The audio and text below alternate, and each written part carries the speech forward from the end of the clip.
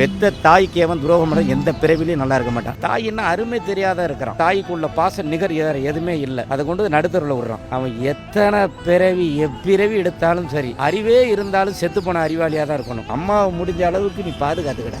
என்னடா பெண்ணா 5 நிமிஷம் ஆசை உன்னோட உடலை உருக்கு உயிர் கொடுத்தாது. என்னடா நாத்தம் பிடிச்ச பையல. மனுஷன் மட்டும்தான் விஷம் உள்ளவன். ஒரு மாவை அரைச்ச மாவுல கை வச்ச கூட புளிச்சிடும். எங்க அம்மாவில் நிறைய குழந்தை பெற்றாங்க. ரொம்ப கஷ்டப்பட்டு வளர்த்தாங்க எங்களை. கடைசியில் எந்த குழந்தைகளும் எங்க அம்மா இறக்குறப்ப வரவே இல்லை யாரும். இந்த ஒரு கையோட எங்க அம்மாவுக்கு மழை ஜலம் அள்ளி 5 லட்சம் ரூபாய் செலவு பண்ணி காரு வாங்கி ஒரு கையில ஒட்டி எங்க அம்மாவுக்கு இறுதி மரியாதையை எங்க அம்மாவுக்கு செலுத்தினேன். அது பெரிய பாக்கியமா நினைக்கிறேன். தாயின்னா அருமை தெரியாத இருக்கிறான். தாய்க்குள்ள பாச நிகர் எதுவுமே இல்லை. அதை கொண்டு நடுத்தரில் விடுறான். அவன் எத்தனை பிறவி எப்பிறவி எடுத்தாலும் சரி, அறிவே இருந்தாலும் செத்து போன அறிவாளியா தான் இருக்கணும். சுவை இருந்தாலும் சுவை இறந்துருவான். தாய்க்கு நிகர் எதுவுமே கிடையாது. இப்ப எனக்கு 60 வயசாச்சு. நான் அப்படின்னு புருக்குன்னு இருந்துட்டேன்னு வச்சுக்க, எங்க அம்மா தொடச்சு விடுவேன். எனக்கு சிறுநீர் கழிச்சு அப்ப மகனே பைத்தியமா இருந்தா அப்பம் செய்ய மாட்டான். அப்படி உள்ள தாயை நீ உரிய முட்டா பயல உருண்டு படுக்கும்போது கூட ஐயோ மகன் பிறக்கணும், பெண்ணு வேணாமா, பெண்ணுக்கு மகன் வேணுமா, தவிச்சு பாப்பா. அந்த தாயை கொண்டு நடுரோட்டில் உருவிட உன்னை துணியை மூடி இந்த குழம்பு சாப்பிடுமா. மகன் ஒரு நாள் வராட்டா ரொம்ப தேடிட்டு மகனை கூட்டு வச்சு சோறு போட்டு சாப்பிடும். அழைத்து வச்சு மகனை அருகாமையில சோறு போடும். அந்த மாதிரி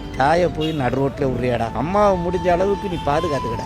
என்னடா பெண்ணா 5 நிமிஷம் ஆசை உன்னோட உடலை உருக்கு உயிர் கொடுத்தாது. என்னடா நாத்தம் பிடிச்ச பையல. அம்மா தான் அம்மாவை பார்த்துக்கிட்ட. அம்மாவை மிஞ்சி ஒண்ணு இல்லடா. அம்மாவை எவன் சரியா பார்க்க நடத்துறடா குடும்பமே உருப்படாது. பல பேர் மக்களை நான் பார்த்துருக்கேன். ஒரு அம்மா ரொம்ப வசதி படைச்சாங்க. அவரோட பையன் கல்லூரி பேராசிரியர். அவங்க மனைவி மந்தான வாழ் பிடிச்சிட்டு போய் அங்க போய் விட்டுட்டாரு அனாதை ஹாஸ்டல்ல. இப்ப இறந்துட்டாங்க, என்ன பண்ணலாம்னு கேட்கறாங்க அமெரிக்கா போன் பண்ணி. அவர் சொல்றாங்க அதை பத்தி எங்கிட்ட சொல்லாதீங்க, பணம் தரேன், நீங்களே பண்ணிருங்க அந்த வேலையை அப்படின்னாங்களா. அவன் வாழ்வதை விட இறப்பதே மேல். அப்போ அருஞ்சுவையிலும் சரி வாழ்றதுலயும் அர்த்தம் இல்லை. தாயை எமன் மறந்தான அவன் மனுஷனே கிடையாது. என் தாய் 3 மாசம் வயிற்றுல சுமக்குது. ஐயோ மகன் என்ன செய்வானோ, இவளுக்கு என்ன செய்வானோ மகன் தெரியாது. ஆனா தவிப்பா இரவும் பகலும். அப்படியே படுத்து தூங்குவா. 3 மாசம் குழந்தை அப்படி லைட்டா நர்சும் போது தூக்கத்தை மாதிரி டக்குன்னு இரும்பு கடிச்சிருச்சா மகனுக்குன்னு. அவ பெத்து 3 மணி நேரத்துல சிகப்பு ரத்தம் வெள்ளையா உதரமா மாறுது. தாய்க்கு இணை எதுவுமே கிடையாது. அது மாதிரி தாயை விட்டுட்டு முந்தானை பிடிச்சா மனைவின்னு போனா அவன் மனுஷன் சேர்த்துல ரெண்டையும் இரு கண்ணுல வைக்கணும். அம்மாவை மட்டும் யாருமே விடக்கூடாது. எங்க அம்மா இறந்துட்டாங்க,